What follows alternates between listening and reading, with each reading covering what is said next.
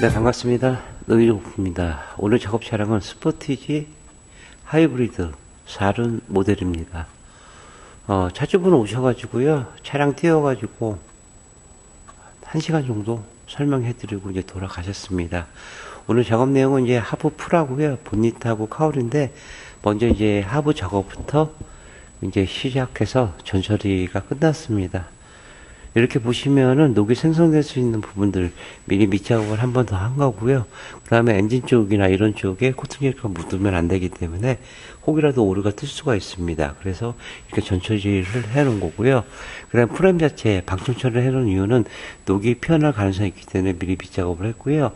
이 사이드 스텝 달고 오셨는데 이게 메이튼 회사 제품이라고 하는데 이 브라켓 자체가 전에 카니발도 그랬지만은 이게 스틸로 들어가 있기 때문에 나중에 녹이 슬어서 밟으면 삐걱삐걱 소리가 납니다. 그래서 다소 이제 보시다시피 이 마스킹 테이프가 많이 들어가더라도요, 이 브라켓까지 이제 폴리머를 작업을 해서 드릴 거고요. 이 안쪽 부분, 엣지 부분, 이 부분도 이제 진행을 할 겁니다. 그 다음에 뭐 연료 라인 쪽, 뭐 캐니스터, 그 다음에 파워 케이블 이 부분도 이렇게 깔끔히 진행을 했습니다. 4륜이라 조금 마스킹 할 부위는 좀 많습니다. 이렇게 보시면요. 그 다음에 이제 볼트 방정 처리한 다음에 이런 부분에 녹이 나는 게 아니고 이 끝단 부분에서 녹이 나는 거거든요. 사람을 얘기하면 뼈대입니다. 이 부분을 얼마큼 충실히 잘 이제 마스킹 해야지만 나중에 이제 폴리머 도포하고 제거하게 되면은 그 이유를 아실 수 있을 겁니다. 뭐 뒤쪽 트렁크 쪽도요, 이렇게 보시면은 뭐 폴리머 있는 부분이 이 안쪽 부분 조금 들어가 있고 가운데 부분, 여기 부분, 그 다음에 여기 부분, 이게 답니다.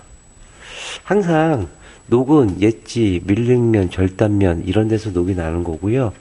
그 다음에 녹이 안 나는 곳, 녹이 덜 나는 곳, 꼭 나는 곳, 이런 부분까지 다 꼼꼼히 따져보시고 업체 선정을 하시는 게 맞는 것 같고요. 또 혼다 쪽에 부틀매트 적용을 했습니다. 오른쪽으로 이제 전체적으로 붙였는데요. 뒤쪽에서, 앞에도 보면은 뒤쪽에서 소음이 많이 올라가기 때문에 뒤쪽 부분은 이제 전체적으로 부착을 했습니다. 빨리 한다고 해도 한 5시간 반 정도 소요됐는데요. 뭐 하부 모습이 이렇고요. 바로 폴리머 도포합니다.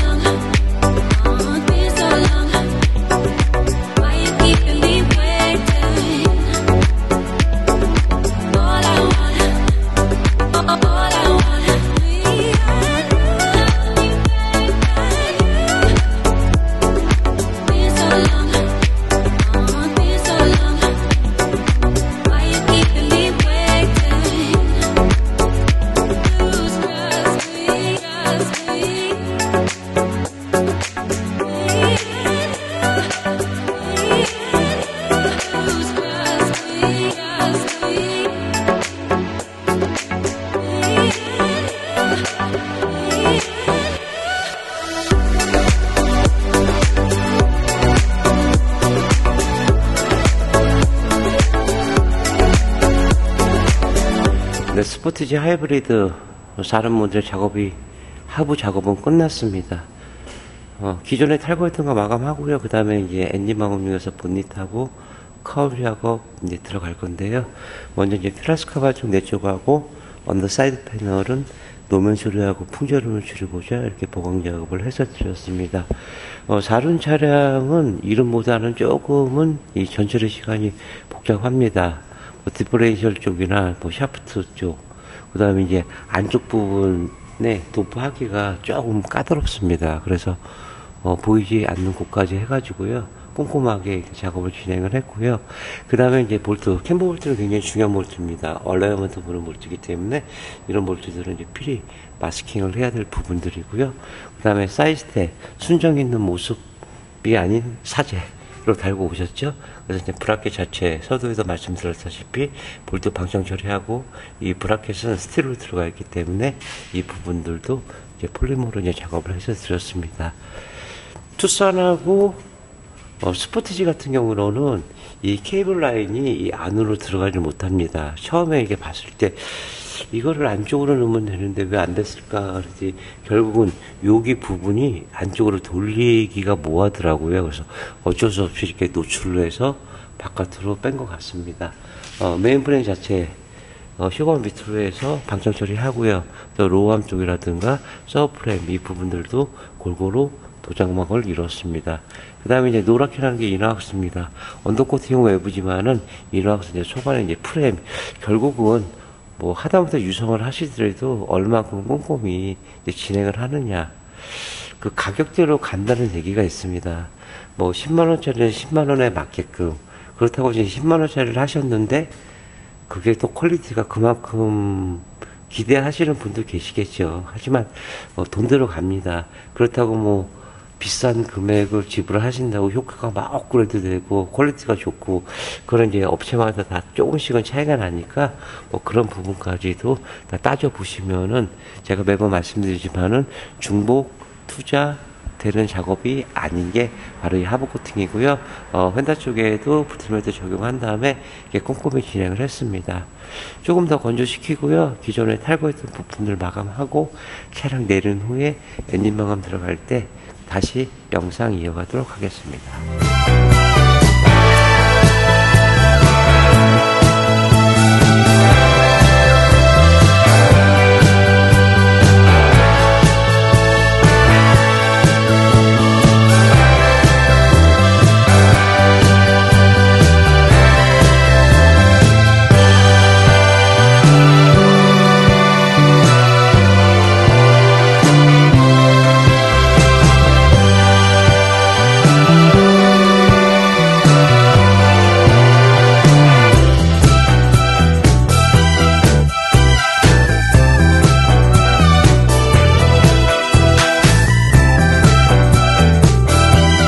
네, 본닛 방음하고 카울 방음도 다 끝났습니다.